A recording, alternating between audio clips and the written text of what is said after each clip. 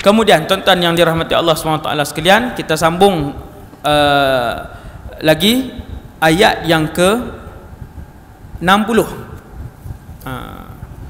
Saya langkau satu cerita, saya terus masuk ayat yang ke 60, iaitulah kisah Nabi Musa dan Nabi Khadir. Nabi Musa ni dalam Al-Quran, kisah dia yang paling banyak sekali, paling banyak. Ni hak saya nak cerita malam ni 5% daripada kisah Nabi Musa. 5% daripada kisah Nabi Musa, iaitu kisah yang sangat masyhur Nabi Musa alaihi salam dan juga Nabi Khadir. Ayat 60 sebut, wa idz qala Musa li fatahu la abrahu hatta ablugha majma'al bahraini aw amdiya huquba.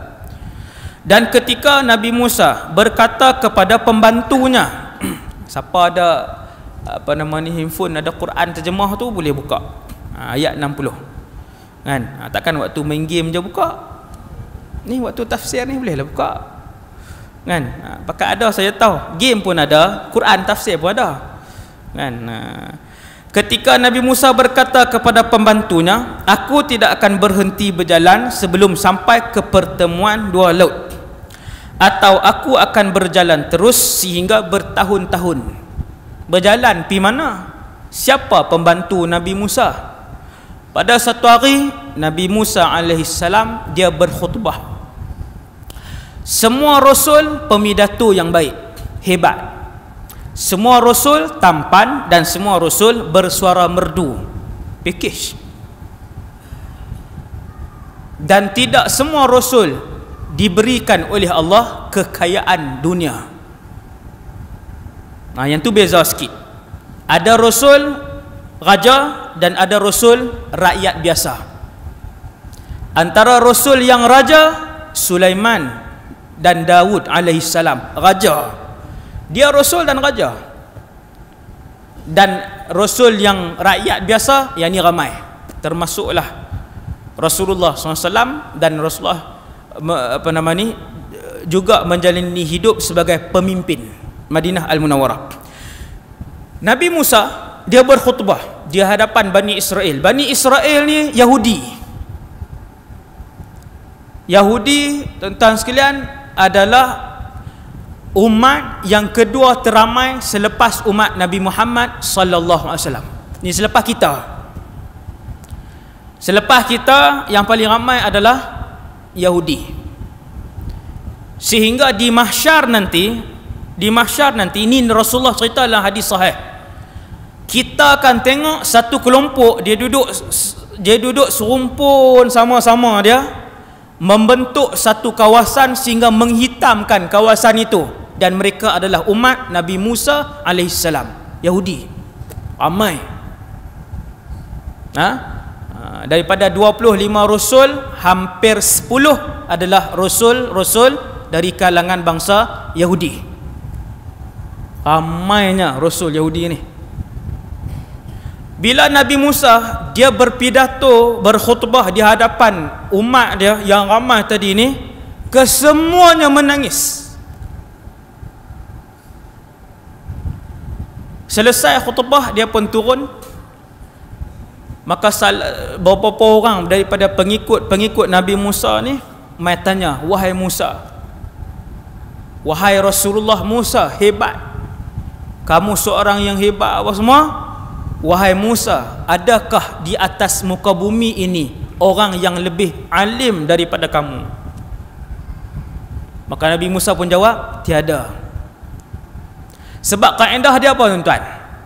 Setiap rasul adalah orang yang paling alim sekali yang hidup pada zaman tu. Ini kaedah.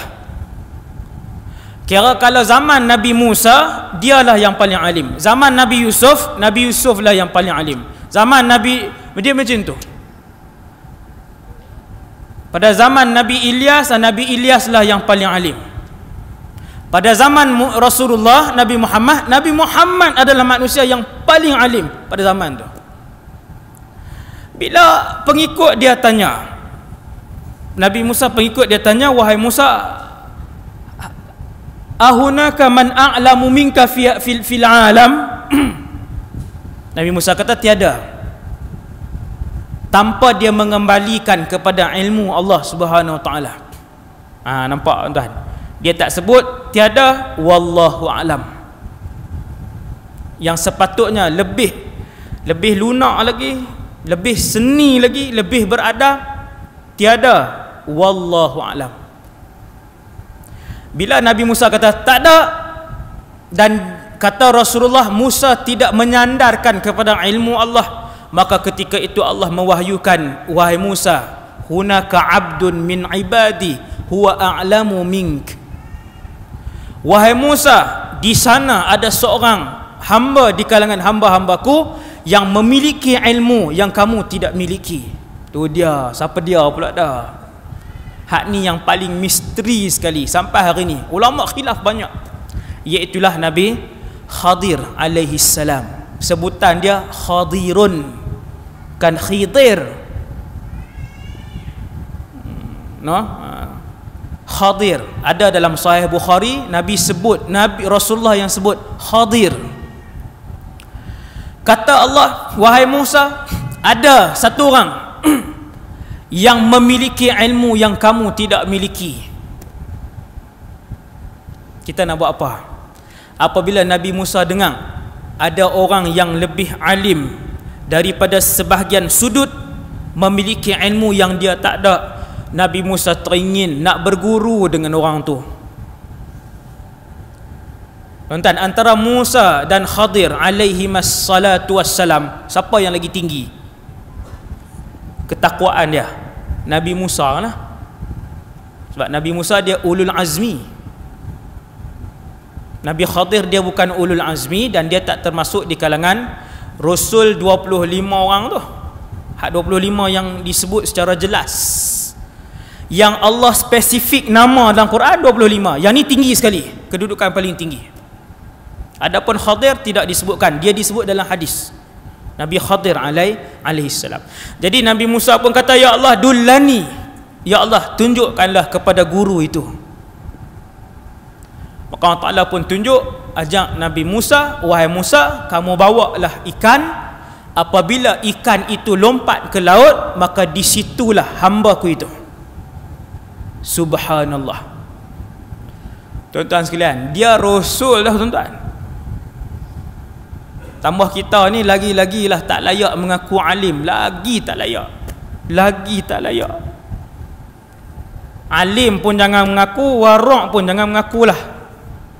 Kan? Sekali duk buat perasan pula, kira-kira di Pulau Pinang ni duk rasa saya lah yang paling warak sekali dalam pulau ni. Jangan sebutlah.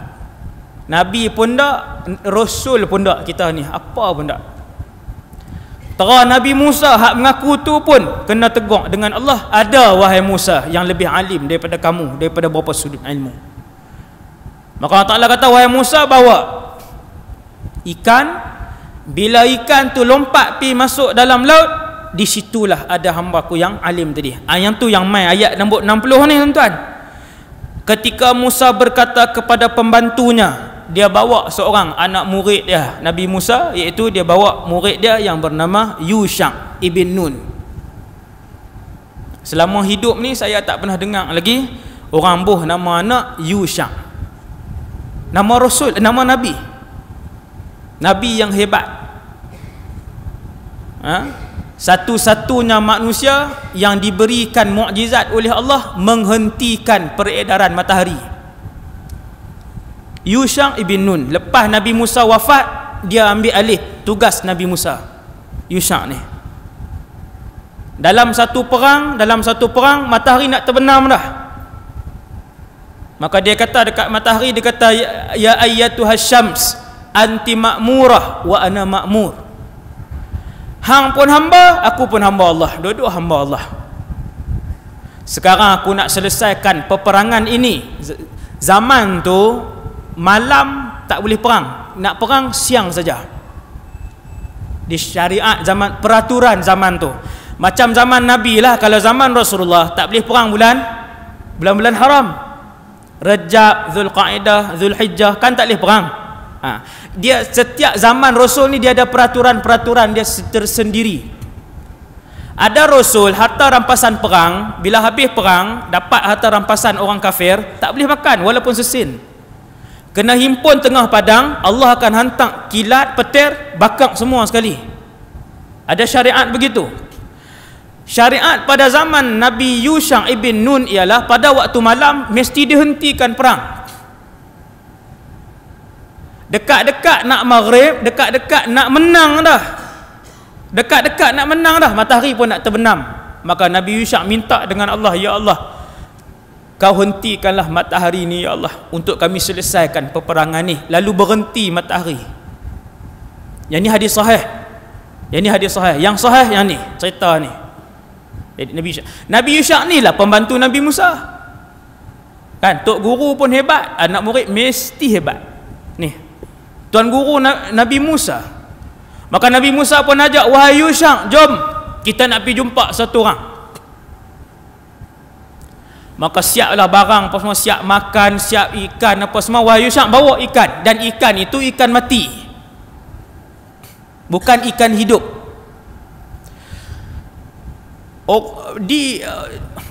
Penduduk di sepanjang sungai Nil sampai hari ni lah, sampai hari ni tuan-tuan sekalian, 70% orang Mesir tinggal di sepanjang sungai Nil. 70% sampai hari ni. Jadi orang-orang Mesir ni daripada zaman dulu yang hidup dekat dengan sungai Nil ni, penduduk yang dekat dengan sungai Nil ni, mereka ada satu kemahiran nak bagi ikan ni dia tak busuk, hak mati dah ni. Kemahiran tu bukan mereka saja ada, orang Penang pun ada, orang belah kita pun banyak kemahiran tu. Apa dia? Ikan kerin lah, ataupun bekasam. Kan buat bekasam, bawa. Maka ikan yang dia bawa itu adalah ikan mati. Jumhur ulama tafsir sebut ikan tu ikan mati. Dibawa. Nabi Yusha' ni tidak diberitahukan apa-apa oleh Nabi Musa AS. Bawa ikan ni, dia pun bawa ikan, bawa makanan dan sebagainya, berjalan. Di mana? Falamma balagha, ayat 61. Falamma balagha majma'a bainihima nasiya hutahuma fattakhadha sabilahu fil bahri saraba. Apa maksud dia? Ketika mereka sampai ke pertemuan dua laut itu, mereka lupa akan ikannya. Nabi Musa, dia kisah ni tuan-tuan, jumpa Nabi Khadir ini, kebanyakan ulama sebut kisah ini berdekatan dengan Palestin, dekat dengan Tasik Tabariyah. Tasik Tabariyah dekat, berdekatan dengan tu lah. Tuan-tuan boleh balik tengok, tapi dalam bahasa Arab lah. Ulama-ulama kita, dia buat keluar peta tu, dia tunjuk di mana apa semua kawasan ni lah perjumpaan. Majma'ul Bahrain, pertemuan dua laut. Nabi Musa pun berjalan sampai di satu batu besar. Sampai di satu batu besar, Nabi Musa pun tidur di situ. Cerita ini dihuraikan oleh Rasulullah dalam hadis yang sahih, Bukhari ataupun Muslim, saya tak ingat, dalam hadis sahih. Quran sebut umum je. Bahkan ayat 61 ni Allah sebut dah sampai dah Majma'ul Bahrain. Sebelum Majma'ul Bahrain, pertemuan dua laut, yang mana di situ ada Nabi Khadir alaihi salam. Sebelum situ Nabi Musa berhenti di sebuah batu besar. Berhenti ni batu ni, berhenti tang ni. Kemudian Nabi Musa tidur, dia rehat. Ketika dia rehat tidur tadi ni, ikan daripada dalam bekas dalam bakul tadi duduk bergerak. Nabi Yusha' ibn Nun tengok ikan ni, mati dah, bergerak pula. Bila bergerak, ikan tu lompat daripada bakul tadi. Bila lompat terjun ke bawah ke pasir ni, dan itu bergerak-gerak masuk ke dalam laut dan kemudian berenang. Apabila ikan lompat dan masuk kembali ke dalam laut, Allah Ta'ala dah pesan kepada Nabi Musa, wahai Musa, di situlah hamba aku. Bukan di Majma'ul Bahrain, saya silap. Dekat tempat lompat tadi ni, Nabi Khadir. Ikan tu lompat masuk, Nabi Musa lena. Anak murid ni tunggu tengok rehat, tok guru rehat. Bangkit Nabi Musa, dia lupa dah.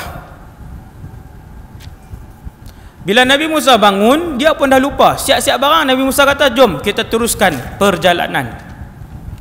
Kata Nabi Musa, kita akan teruskan perjalanan walaupun mengambil masa berpuluh-puluh tahun. Tuan-tuan tengok ayat 60, Allah Ta'ala guna huqubah. Huqubah ini jamak kepada hiqbah. Hiqbah ni adalah kata nama yang digunakan untuk masa. Macam kita guna dekad, kurun. Maka hiqbah, satu hiqbah, qaul yang paling rajih, satu hiqbah sama dengan 80 tahun. Tusawi 80 sanah. Semangat seorang rasul untuk menuntut ilmu, tuan-tuan nak tanya orang para rasul ni pi menuntut ilmu ke tak? Ni jawapan dia malam ni. Semangatnya satu orang rasul antara rasul yang paling alim, antara Musa alaihi salam. Bila dia dengar ada satu tok guru yang ada ilmu, dia tak ada ilmu tu, dia nak pi belajar, dia bawa anak murid dia sekali, dia kata, kalaupun kena berjalan berpuluh-puluh tahun, aku akan berjalan untuk mencari guru ni. Kita baca, bila kita tak faham, kita tak tahulah maksud dia. Ini bila kita hurai, oh Masya Allah, hebat kesungguhan para nabi dan rasul. Sebab tu tuan-tuan, tidak hairanlah apabila ada di kalangan nabi dan rasul yang ratusan tahun berdakwah kepada Allah Subhanahu Wa Taala, semangat mereka tinggi, semangat dahsyat. Dia bagi tahu kat Yusha' ni, dia kata, wahai Yusha', kalau 80 tahun kena berjalan pun aku akan berjalan. Semangat nak pi tuntut ilmu. Satu, bersungguh-sungguh. Yang kedua, tawaduk Nabi Musa AS, tawaduk dia. Kemudian meneruskan perjalanan, ayat 62, falamma jawaza qala li fatahu atina ghada'ana. Bila dah berjalan lebih kurang, ulama hari ni depa pi tempat tu dan depa cari kawasan-kawasan tu kerana Allah sebut benda tu detail. Kawasan ni Allah sebut detail, kemudian Nabi pun hurai, maka para ulama hari ni depa pi kawasan tu. Mereka menganggarkan daripada batu besar yang Nabi Musa tidung tu, kemudian meneruskan perjalanan sampai kepada satu tempat. Allah SWT cerita, Nabi Musa berhenti sekali lagi. Dia kata dekat anak murid dia, berkata kepada pembantunya, bawalah kemari makanan kita, sesungguhnya kita telah merasa letih kerana perjalanan ini. Baru berhenti makan. Tempat kedua hak berhenti tu, Majma'ul Bahrain ni berhenti. Nabi Musa kata, Yusha', makan apa kita bawa, jom kita makan. Jarak tu lebih kurang 2 km. Maka ketika Nabi Musa kata, wahai Yusha', keluarkan makanan apa yang ada, kita sudah pun letih.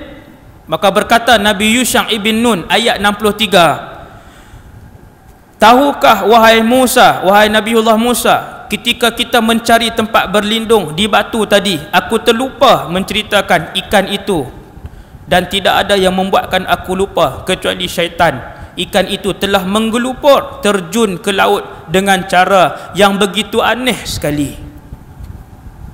Tuan-tuan balik tengok ayat 63 nanti dengan ayat 61. Ayat 61 sebut ikan itu pun menggelupur masuk ke dalam laut.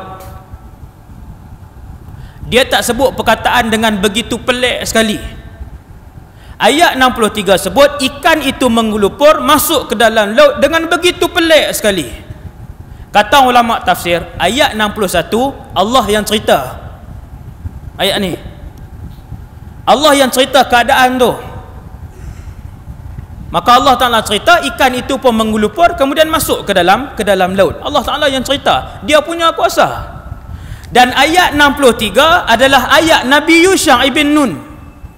Bila Nabi Yusha' yang cerita kepada Nabi Musa, Nabi Yusha' yang sebut kepada Nabi Musa, wahai Nabiullah guruku Musa alaihi salam, sebenarnya ikan itu tadi menggelupur masuk ke dalam laut dengan cara yang begitu aneh.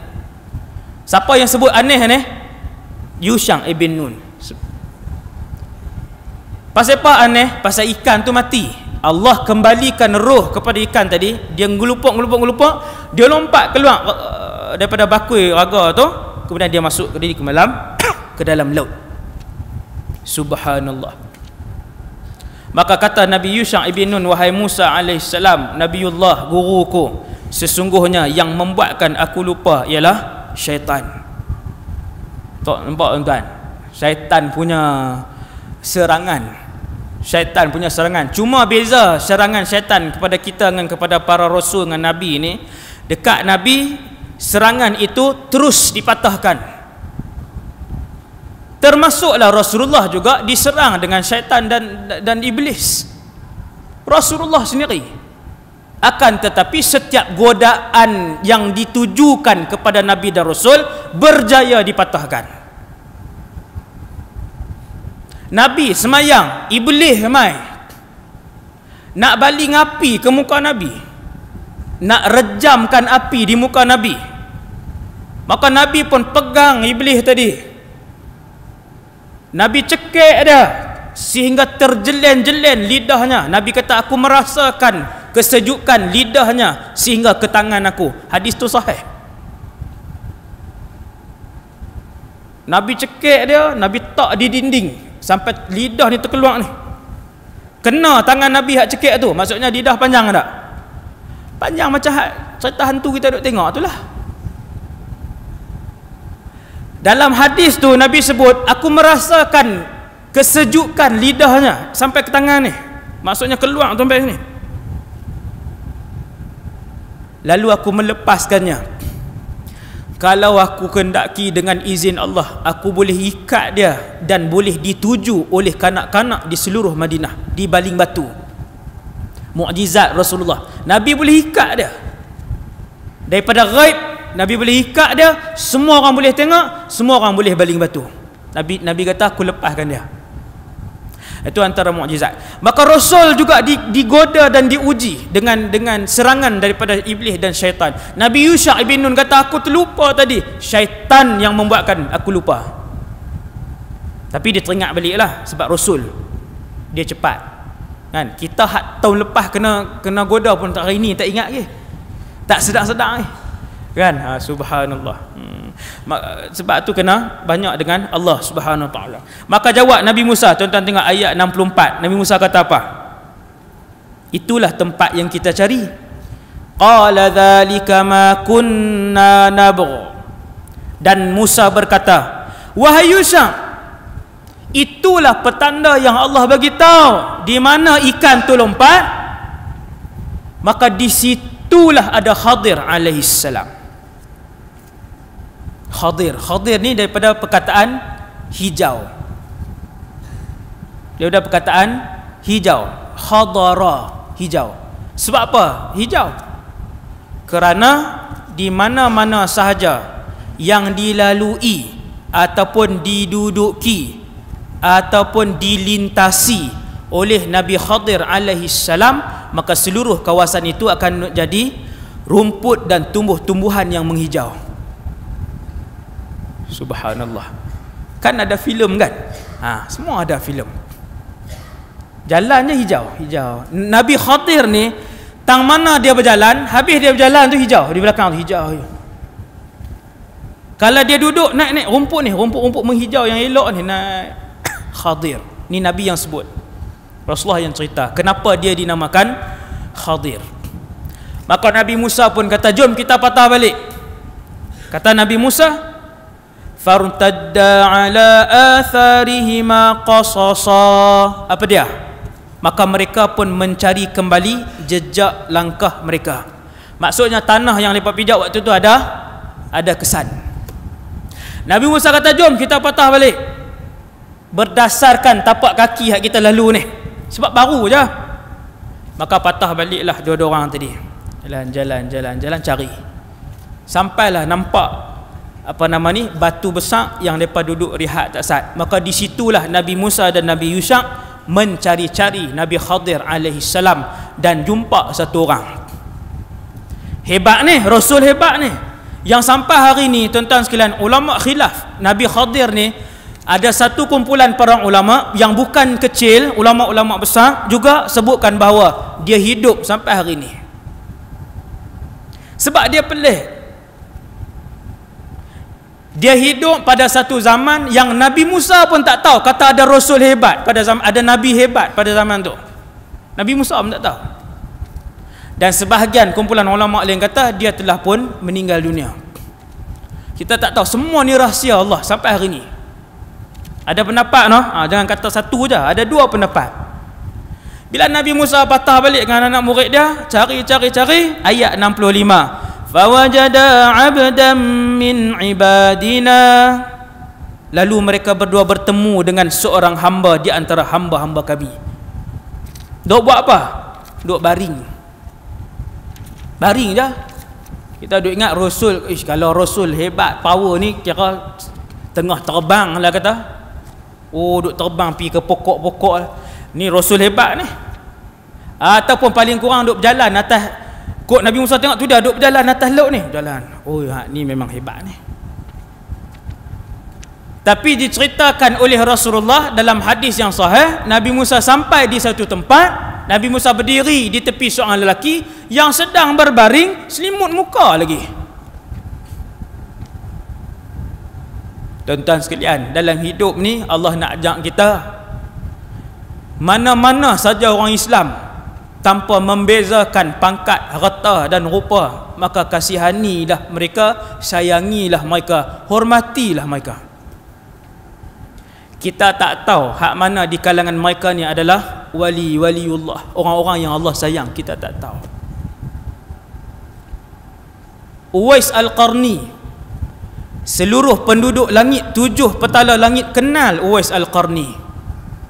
Dia di bumi, di kampung dia di Yaman, orang panggil kat dia Sewil. Sedangkan Uwais Al-Qarni, kalau dia berdoa, doa apa sahaja tidak pernah ditolak oleh Allah Azza wa Jalla. Nabi siap pesan lagi dengan Umar dan juga Sayyidina Ali. Dua ni hebat, tuan-tuan. Nabi kata, wahai Umar, wahai Ali, kalau kamu jumpa dengan Uwais, minta Uwais doakan kamu, kerana doanya tidak ditolak oleh Allah. Siapa tuan-tuan?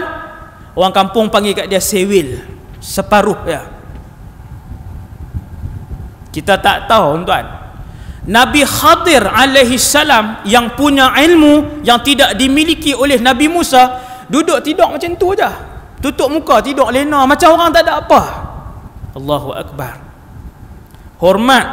Bila dia Islam, hormat dia. Bila selagi dia Islam, sayang dia. Jangan pilih dan membeza-bezakan di antara satu sama lain. Bila Nabi Musa pun berdiri, Allah Ta'ala ilhamkan, wahai Musa, itulah Khadir. Khadir. Assalamualaikum warahmatullahi. Hadis ni sahih tuan-tuan. Nabi Musa bagi salam. Lalu jawab Nabi Khadir, dia pun buka dia pun tengok.